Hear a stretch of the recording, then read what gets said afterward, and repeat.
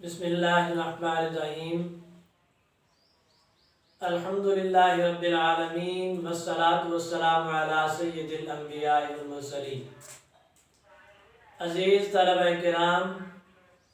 اور معزز سامعین و ناظرین، السلام علیکم ورحمۃ اللہ وبرکاتہ۔ آج ہم الحمدللہ رب ذوالجلال کی توفیق سے حضور نبی مکرم صلی اللہ علیہ وسلم کی عنایت سے حدیث رسول کا درس شروع کرنے لگے ہیں۔ حدیث رسول دراصل انسان کی روحانی، عملی، اخلاقی اور ہر اعتبار سے تربیت اور اصلاح کا ایک بہترین، کامل، مکمل اور اکمل نصاب ہے۔ الحمدللہ عزیز، آج ہم اس نصاب کی باقاعدہ ریڈنگ کرنے لگے ہیں۔ سب سے پہلے اپنے درس کے لیے ہم نے مشکات المصابیح سے کتاب الآغاز کا چناؤ کیا، کتاب الآداب کا چناؤ کیا، کیونکہ کتاب الآداب بلا واسطہ انسان کی عملی اور اخلاقی زندگی کے ساتھ تعلق رکھتا ہے۔ انسان کے عملی کردار کے ساتھ آداب کا تعلق ہے۔ آداب صبح و شام کے معمولات، دن رات کی روٹین، کھانے پینے کے معمولات، رشتہ داریاں، تعلقات، دوستیاں، بھائی چارہ معاملات، ایک ایک چیز کے اندر اخلاق اور آداب شامل رہتے ہیں۔ اس لیے میں نے سب سے پہلے کتاب الآداب کا آغاز کیا، اور یہ ہمارے درس نظامی کے نصاب میں شامل بھی تھا، تو اس لیے دو بنیادوں کی وجہ سے، دو بنیادوں پر اسے میں نے انتخاب کیا، بنیادی طور پر منتخب کیا۔ آج ہم الحمدللہ کتاب الآداب کا باقاعدہ آغاز کرتے ہیں۔ ملا علی قاری رحمۃ اللہ تعالی علیہ نے ادب کے مختلف معنی بیان کیے ہیں۔ اس میں ایک معنی اس کا یہ بیان کرتے ہیں کہ لفظ ادب مادیہ سے نکلا ہے۔ کہتے ہیں کہ مادیہ جس طریقے سے مادیہ کا معنی ہے کھانے کی طرف دعوت دینا، کسی کو کھانے کی طرف رغبت دینا، اور کہتے ہیں کہ آداب زندگی کے ایسے معمولات ہوتے ہیں، ایسے معاملات ہوتے ہیں کہ جن کی طرف دین اسلام میں، رسول اللہ صلی اللہ علیہ وسلم کی حدیث میں، قرآن و سنت میں بڑی تاکید کے ساتھ ان کی طرف رغبت دلائی گئی ہے۔ اس لحاظ سے کہتے ہیں کہ انہیں ادب کہا جاتا ہے، کیونکہ یہ اخلاق اور آداب وہ معاملات ہیں کہ جن کی طرف دین اسلام میں بہت گہرائی کے ساتھ رغبت دی گئی۔ حضور نبی مکرم صلی اللہ علیہ وسلم نے اپنی زندگی میں سب سے زیادہ گہرا اور مضبوط زور اخلاق کی تربیت پر دیا۔ کتاب الآداب میں مصنف نے پہلی باب السلام لائے ہیں۔ الفصل الاول عن ابی ہریرہ قال قال رسول اللہ صلی اللہ علیہ وسلم خلق اللہ آدم علی صورتہ طولہ 60 ذراعا فلما خلقہ قال اذهب فسلم علی اولئک النفر وهم نفر من الملائکۃ جلوس فاستمع ما يحجونك فإنها تحجتك وتحجة ذريتك فذهب فقال السلام علیکم فقالوا السلام علیک ورحمۃ اللہ قال فزادوه ورحمۃ اللہ قال فكل من يدخل الجنة على صورة آدم وطوله 60 ذراعا فلم يزل الخلق ينقص بعده حتى الآن متفق علیہ۔ پہلی حدیث مبارکہ مصنف متفق علیہ حدیث لائے ہیں۔ حضور نبی کرم صلی اللہ علیہ وسلم نے حضرت آدم علیہ السلام اور آدمیشت کے متعلق اس میں ارشاد فرماتے ہیں کہ خلق اللہ آدم علی صورتی، اللہ رب العزت نے حضرت آدم کو اپنی صورت پر پیدا کیا، حضرت آدم علیہ السلام کو اپنی صورت پر پیدا کیا، طولہ 60 ذراعا، اور حضرت آدم کا اس وقت جب اللہ نے آپ کو پیدا کیا آپ کا قد 60 گز لمبا تھا۔ فلما خلقہ، جب اللہ نے آپ کو پیدا کیا تھا تو آپ کا قد 60 گز لمبا تھا۔ قال اذهب فسلم علی اولئک النفر، جب اللہ رب العزت نے آپ کو پیدا کیا تو فرمایا کہ جاؤ یہ جو گروہ بیٹھا ہے، جماعت بیٹھی ہے، انہیں جا کے سلام کرو۔ وَهُمْ نَفَرٌ مِّنَ الْمَلَائِكَةِ جُلُوسٌ، اور حضور نبی مکرم نے فرمایا کہ وہ جو جماعت موجود تھی وہ فرشتوں کا طبقہ تھا، گروہ تھا، فرشتے بیٹھے تھے۔ رب ذوالجلال نے آپ کو فرمایا کہ جاؤ ان فرشتوں کو سلام کرو۔ فَاسْتَمِعْ مَا يُحِجُّونَكَ فَإِنَّهَا تَحِجَّتُكَ وَتَحِجَّتُ ذُرِّيَّتِكَ، فرمایا کہ دیکھ جب تو انہیں سلام کرے گا تو جواب میں وہ تجھے کیا تحیہ دیتے ہیں، تحیّتاً تجھے کیا جواب دیتے ہیں، فرمایا کہ جو تجھے وہ جواب دیں گے وہی جواب تیرا اور تیری اولاد کا ہو جائے گا۔ فذهب، حضرت آدم گئے، فقال السلام علیکم، جا کے عرض کرتے ہیں انہیں آپ نے فرمایا السلام علیکم، فقالوا السلام علیکم ورحمۃ اللہ، تو فرشتوں نے بھی آگے سے جواب دیا السلام علیکم ورحمۃ اللہ۔ فرشتوں نے اس میں زیادتی کی، السلام علیکم کے ساتھ ورحمۃ اللہ پڑھا دیے۔ یہ حدیث مبارکہ دراصل اس طریقے سے وارد ہوئی کہ حضور نبی مکرم صلی اللہ علیہ وسلم تشریف لے کر جا رہے تھے، آپ نے دیکھا کہ ایک شخص نے اپنے غلام کو مارا، اس کے چہرے پر تھپڑ لگایا۔ جب آپ نے دیکھا کہ اس نے غلام کے چہرے پر تھپڑ لگایا تو رسول اللہ صلی اللہ علیہ وسلم نے فرمایا خلق اللہ آدم علی صورتہ، اللہ نے حضرت آدم کو اپنی صورت پر پیدا کیا۔ فلا، اس حدیث میں تو یہ لفظ نہیں ہے، دوسری روایت میں آتا ہے فلا تضرب الوجہ، فرمایا کہ غلام کے چہرے پر یا کسی بھی انسان کے چہرے پر تھپڑ نہ مارا کرو۔ اللہ رب العزت نے حضرت آدم کو، آدمیشت کو اپنی شکل پر پیدا کیا، اللہ نے اپنی صورت پر پیدا کیا۔ اپنی صورت پر کیسے پیدا کیا؟ صورت سے کیا مراد ہے؟ مشکات شریف کی شرح کرتے ہوئے ملا علی قاری نے المرقات کے اندر اس پر 3-4 اقوال بیان کیے، موقف بیان کیے علماء کے۔ کہتے ہیں کہ اللہ نے اپنی صورت پر پیدا کیا، اس سے کیا مراد ہے؟ پہلا قول درج کرتے ہیں، فرماتے ہیں کہ اس سے مراد یہ ہے کہ اللہ رب العزت نے حضرت آدم کو جنت میں جس شکل و صورت میں جنت میں پیدا کیا تھا، جب زمین پر اتارا تو آپ کو اسی صورت میں زمین پر اتار دیا، اور پھر آپ سے آگے جتنی بھی آدمیت پھیلی تو اللہ رب العزت نے تمام آدمیت کو وہی شکل عطا کی جو جنت میں حضرت آدم کی تھی۔ تو کہتے ہیں کہ اس میں علی صورتی ہی، یہ جو ہا ضمیر ہے یہ آدم علیہ السلام کی طرف لوٹتی ہے، اور آدم سے مراد یہاں پر آدمیت ہے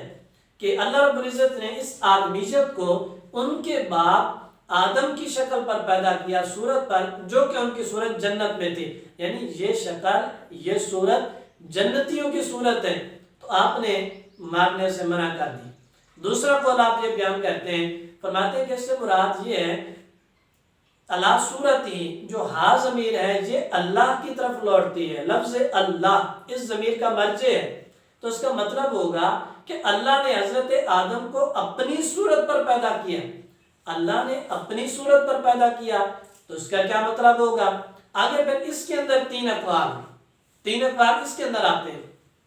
یعنی ایک پہلا قول اور 3 یہ مل کر کل 4 اقوال بن جائیں گے۔ اس کے اندر پہلا قول یہ بیان کیا انہوں نے، ایک موقف علماء کا یہ رہا کہ اللہ نے اپنی صورت پر پیدا کیا، اس کا مطلب ہوا کہ اللہ نے اپنی صفات آدم کے اندر منتقل کر دی۔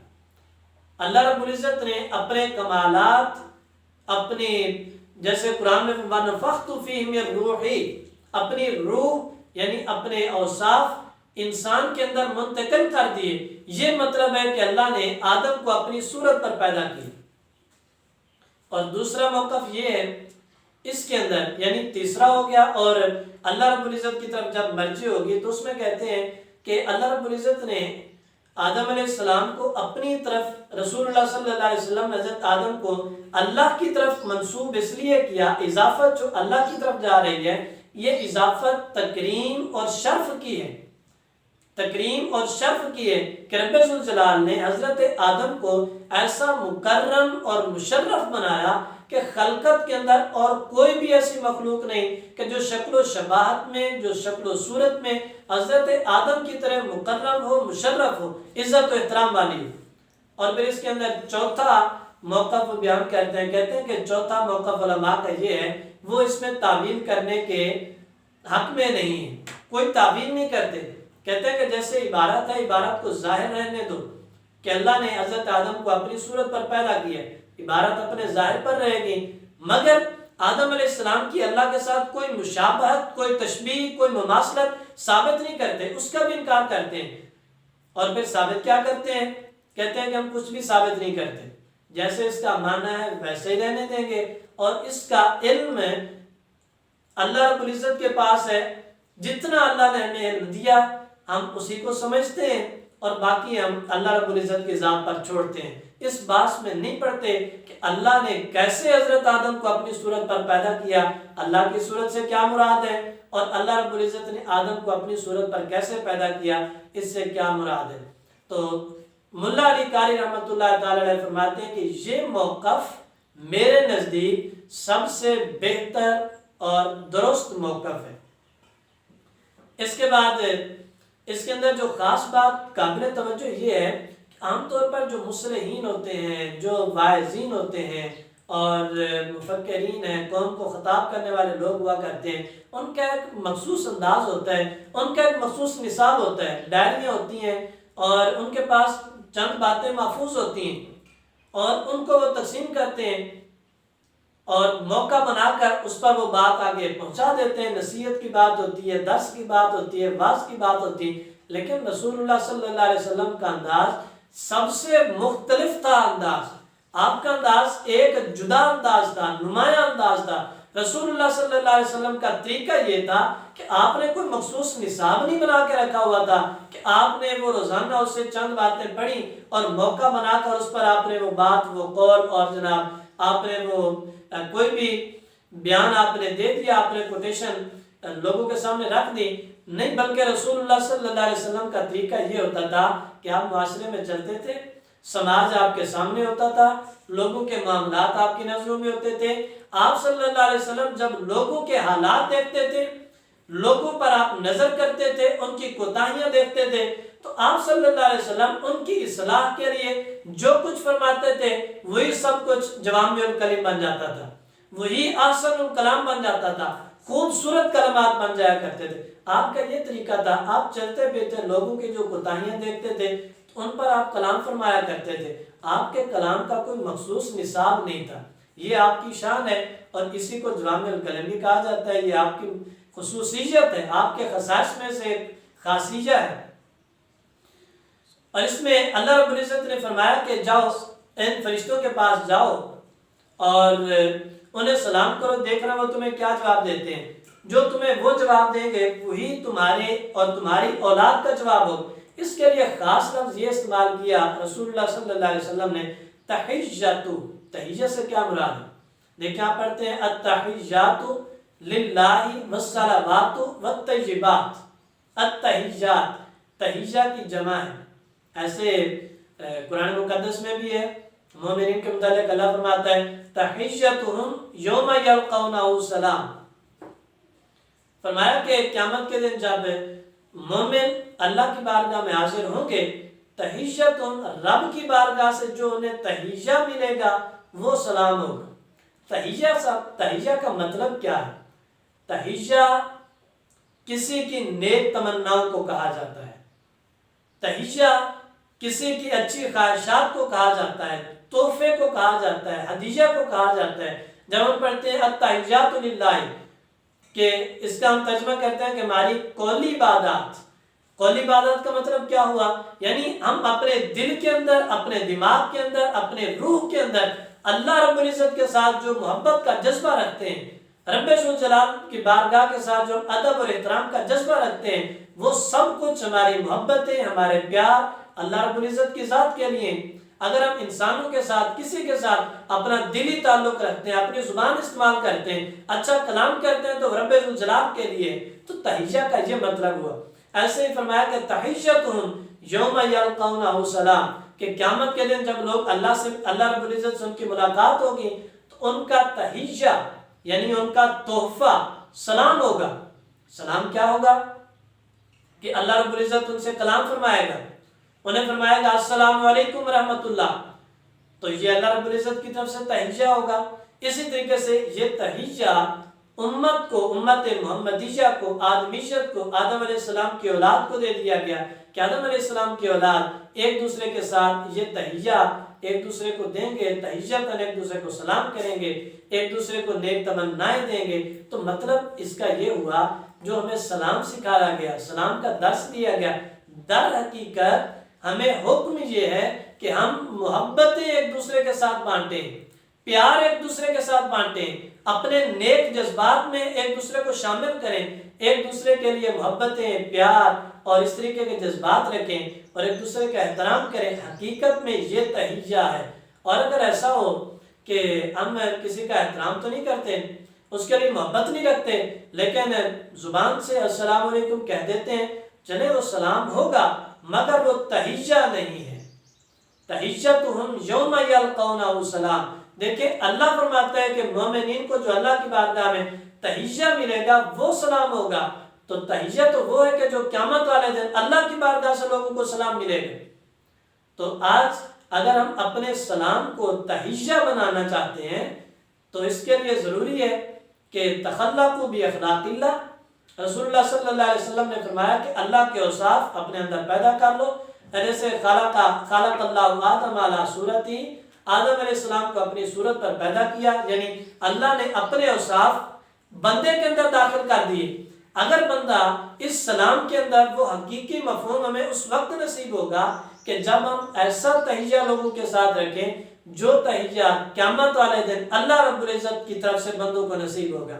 یعنی اس کے اندر محبت بھی ہو، اس کے اندر پیار بھی ہو، اس کے اندر نیک جذبات بھی ہو، اس کے اندر حسد نہیں ہوگا، بغض نہیں ہوگا، اناد نہیں ہوگا، بھائی چارہ ہوگا، پیار ہوگا، انس ہوگا، یہ سب کچھ ہوگا، یہ تحیّہ ہوگا۔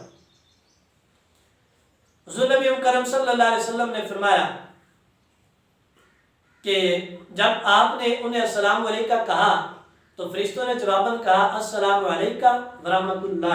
حضور فرماتے ہیں کہ فرشتوں نے ورحمۃ اللہ بڑھا دیا، زیادہ کر کے ورحمۃ اللہ کہا۔ قرآن مقدس میں رب تعالیٰ فرماتا ہے وَإِذَا حُيِّيتُم بِتَحِيَّةٍ فَحَيُّوا بِأَحْسَنَ مِنْهَا أَوْ رُدُّوهَا۔ فرمایا کہ جب تمہیں تحیّہ کیا جائے، یعنی تمہیں نیک تمناؤں کے ساتھ، محبت اور پیار کے ساتھ سلام پیش کیا جائے، فرمایا کہ تم اس سے بہتر تحیّہ دو، اس سے بہتر سلام کرو۔ لیکن اگر بہتر نہیں کر سکتے تو جیسا تمہیں کیا گیا سلام، جیسے تمہیں تحیّہ دیا گیا، ہدیہ دیا گیا، ایسے ہی واپس لوٹا دو۔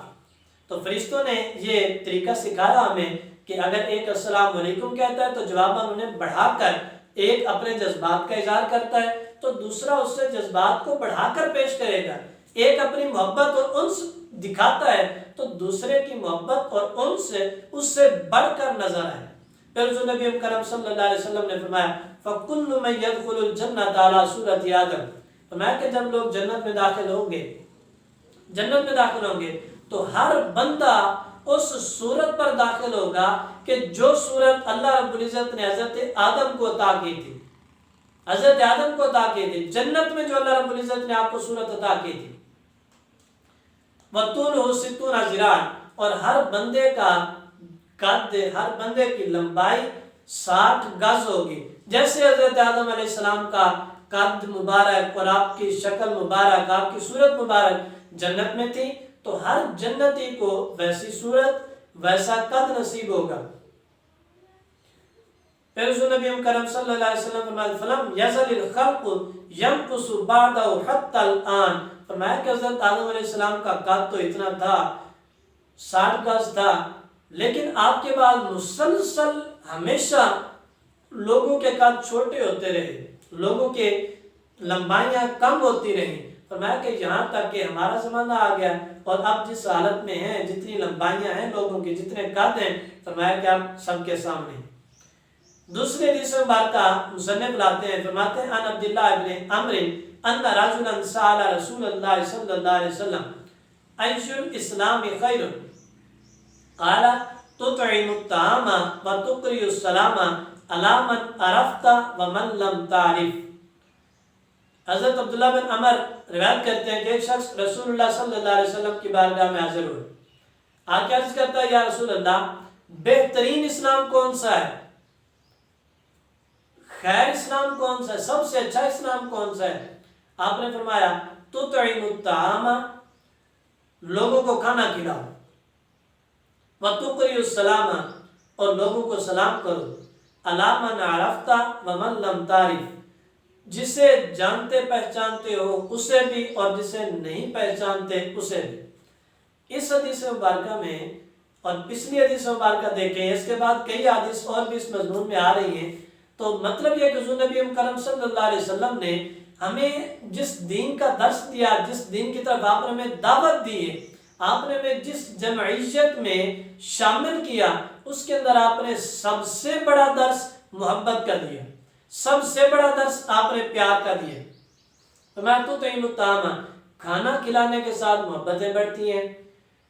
لوگوں کو کھانے کی دعوت دینا، کھانا کھلانا، فرمایا کہ سے محبتیں بڑھیں گی، تعلقات بڑھیں گے لوگوں کی۔ اس سے تو یہ مراد ہوگا لوگوں کو ہدیۃً کھانا کھلانا، اور دوسری بات کسی غریب کو، ضرورت مند کو، کسی فقیر کو، حاجت مند کو کھانا کھلانا۔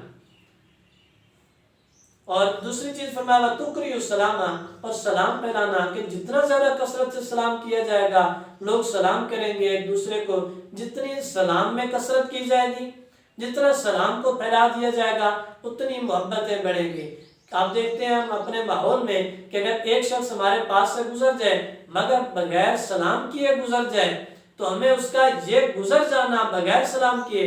ناگوار گزرتا ہے، ناگوار گزرتا ہے۔ اور اگر کوئی شخص کئی دنوں سے بولا نہ ہو، آپ اسے سلام کر دیں تو سلام کرنے کا نتیجہ یہ ہوگا کہ وہ شخص آپ کی طرف متوجہ ہو جائے گا، اور اگر سلام بڑھتا چلا جائے تو ایک وقت آئے گا کہ محبت بڑھ جائے گی، دونوں دلوں کے اندر محبت قائم ہو جائے گی۔ تو آپ نے یہ فرمایا کہ بہترین اسلام یہ ہے کہ ان طریقوں کے ساتھ کھانا کھلا کے، ضرورت مندوں کی ضرورت پوری کر کے، سلام کا طریقہ رائج کر کے محبتیں عام کر دی جائیں۔ اور اسی طریقے سے اس پر ایک اور حدیث مبارکہ ملا علی قاری رحمۃ اللہ علیہ اس کی شرح میں بیان کرتے ہیں کہ حضور نبی کرم صلی اللہ علیہ وسلم نے فرمایا، ابن ماجہ کی حدیث ہے، افشوا السلام وتطعموا الطعام وکونوا اخوانا کما امرکم اللہ تعالی۔ فرمایا کہ سلام کو پھیلا دو، عام کر دو، کھانے کھلاؤ، دعوتیں کرو، غریبوں کو، فقیروں کے، بے چاروں کے پیٹ بھرو، اور پھر فرمایا وکونوا